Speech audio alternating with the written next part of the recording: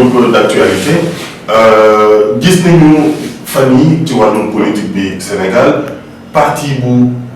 bari ci wàllum opposition rejoindre nañu majorité présidentielle. ma bëggoon xam ndax wàllum noo ko jàngatee est-ce que de contradiction ndax ñu ci ëpp ci ñoom ñi ànd ak Macky Sall fu mu toll nii rejoindre ko yàggul tuuti ci élection présidentielle yi mujjee am. dañoo taxawoon ni reconnaître ñu résultat yi. te boo reconnaître résultat mooy reconnaître loo président. kon naka nga mën a taxawee ni reconnaître ko ay weer après nga dem fekk ji ko nangu ni da nga koy jàppale ci liggéey bi noo ko jàngee. loolu ni ma ko jàngatee mooy lu yàgg am la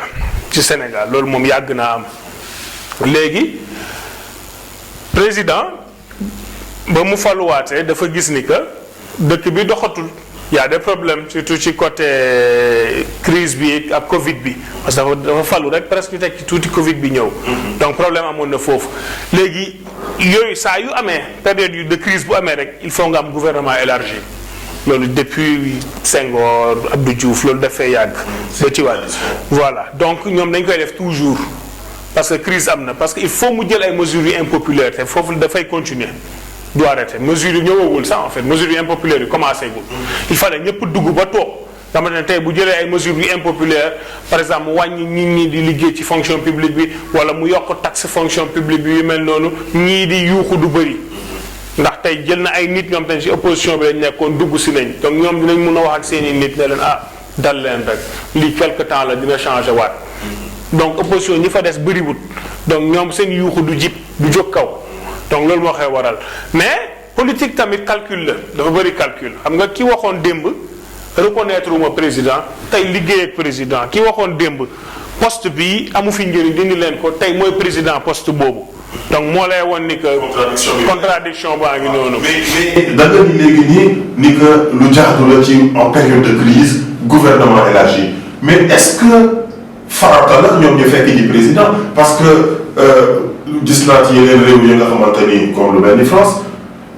Emmanuel Macron ba mu nekk ci diggante opposition bi fekk di wuñ ko mais recevoir na leen ku ci nekk mu laaj la sa xalaat par le biais de la consultation.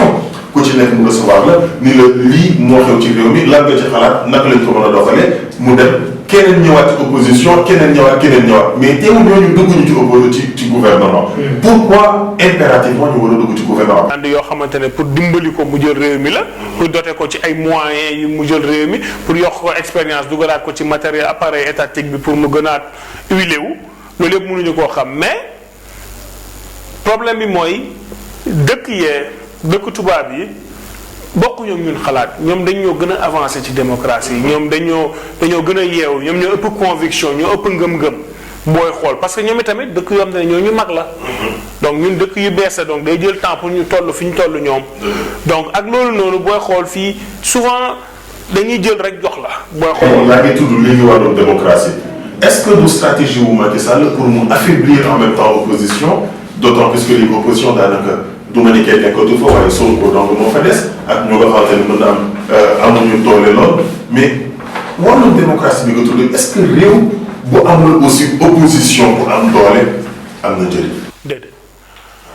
réew foofu mu am opposition. waaw moom laa lay wax. loolu mooy tax état gën a góorgóorlu loolu mooy tax état du def lu ko neex loolu mooy tax ñu mun laa critiquer positivement loolu dafa am solo léegi ku dem ba noot sa opposition nag mooy lu ma neex def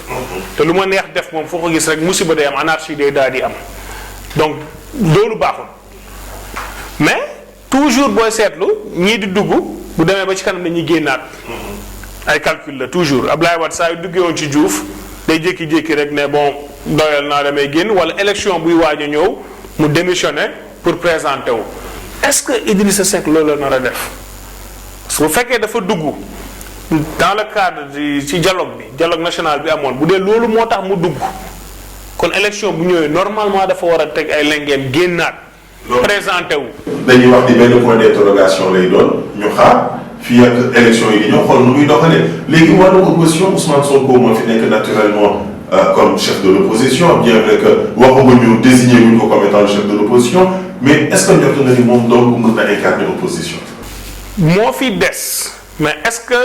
mën na koo incarner comme ni ko Idi incarné woon parce que Idi incarné wu ko d'ailleurs mais moom moo génn wax ci gémminu boppam ne président wax na ko waxi chef d'opposition na ko teg ci suuf. mais il est sorti deuxième quand même des élections présidentielles. avec une coalition extrêmement large aussi quoi donc booy xool li mu am ndaw na trop par rapport à coalition bi nu mu toll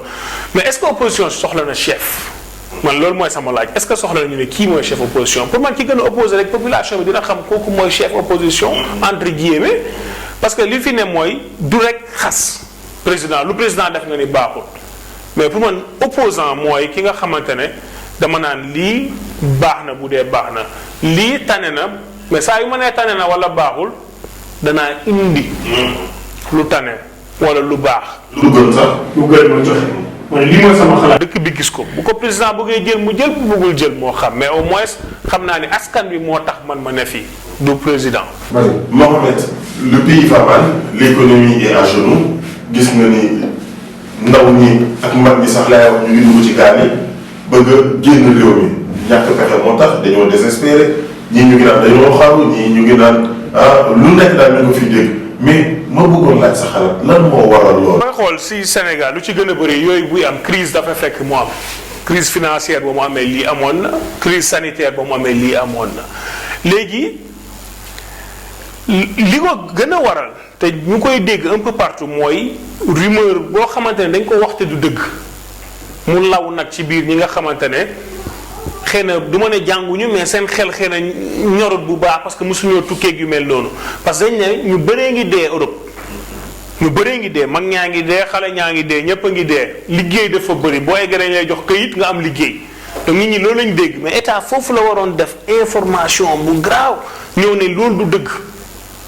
loolu amul mais dañ gis état foofu dafa toog rek bàyyi réseaux sociaux yi di liggéey moom moo waroon génne lii ñu wax amut def ci ay publicité def ci ay sensibilisation dugal ci bàjjenu gox yi dugal ci ñëpp ba nga xamante ne ñëpp dinañ dégg ne lii du dëgg balaa nit ñi di dem parce que ñu bëri nañu foog mool yi rek kay dem mais du mool yi rek kay dem nit bàyyi na liggéeyam Sénégal boo xamante ne contrat la signé pour dem ndax li mu dégg lii gëm na ko donc loolu c'est un peu dangereux donc état moo war a ñëw jouer rôle am foofu ne lii amul ba pare gën a dimbali ndaw yi ci mbiru liggéey. Assez souvent, Fanny Maguilek, des accords de pêche qui sont signés présentement et qui sont en cours d'ailleurs, sont principalement la cause de cette immigration clandestine. L'autre xalaat. Bon, loolu moom accord de pêche yàgg na fi te xëy na dañ ko renouveler donc mënuñu koo ne accord de pêche moo tax xal nit ñi dem parce que bu doon accord de pêche moo tax nit ñi dem ñi di gën a bëri dem mool yi lay doon mais du mool yi ñooy gën a bëri luy dem accord de pêche yàgg na fi. Ban profil nga gis ni ñooy quitter Sénégal. ñu désespéré presque tous les profils confondus booy xool presque ñëpp dafa jaxasoo amul ñu ne par exemple tranche d'âge bi moo ëpp wala tranche d'âge ñëpp a jommi parce que crise bee tax dafa affecté secteur informel affecté yëpp moo waral loolu mais bëgguma rek ñu naan accord de pêche tax du loolu accord de pêche yàgg na fi te ba pare accord de pêche bi signé nañ ko de manière transparente te ministre bi sax expliqué na fu ñu ko signé ak nu ñu ko signé wane nañ lan lañ joxe. léegi nag matukaay yu ñu soxla yi pour xam est-ce que ñii lu ñu leen wax foofu la ñu war a yem ñu ngi fay yem ci lu ñu war a jël xëy na yooyu la ñu war a uti balaa ñoom ñu ñoo nax di jël lu ëpp ba pare li ñu leen di jox dafa di loo xamante ne tamit bu ñu leen ko joxul dafay yàqu parce que ñun mënuñu transformer yenn civil wax na rek ñaata la joxe mais maa ngi dégg société civile ñu ngi wax pour mu identifier ñu ko jox. Et puis, ñaata aussi le ñooñu de reverser au niveau du fisc aussi à la fin de l'année. Bon, il reste quasiment un peu vague là-dessus. waaw mais bon société civile aussi seen rôle dafa des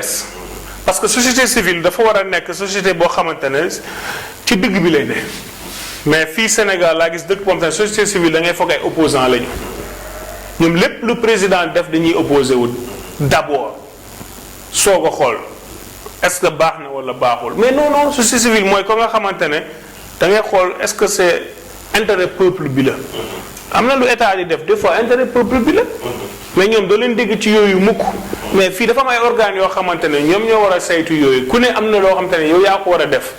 mais peut-être du prérogative ministre bi moo war a ñëw signé rek génne ko